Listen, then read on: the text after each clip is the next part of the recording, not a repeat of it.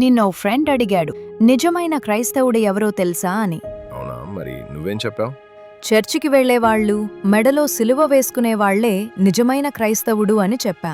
చూడు, చర్చ్కి వెళ్ళడం, మెళ్ళో సిలువ వేసుకోవడం మంచిదే, కానీ అది మాత్రమే కాదు కదా.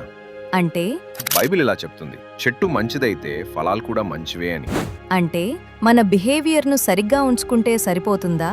అవును, మన మాట, మన ప్రవర్తన, నిజమైన క్రైస్తవుడెవరు, నామకార్థమైన క్రైస్తవుడెవరు అనేది ఇతరులకు అర్థమయ్యేలా చేస్తాయి. కానీ ఇవన్నీ బయటకు కనిపించే పనులే కదా.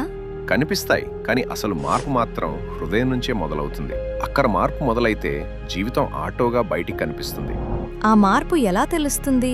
అది ఒక్కసారిగా తెలీదు, నెమ్మదిగా తెలుస్తుంది. అలా జరిగినప్పుడు మన కోపం తగ్గుతుంది, మాటలు మృదువవుతాయి, మన నిర్ణయాల్లో ప్రేమ కనిపించడం మొదలవుతుంది.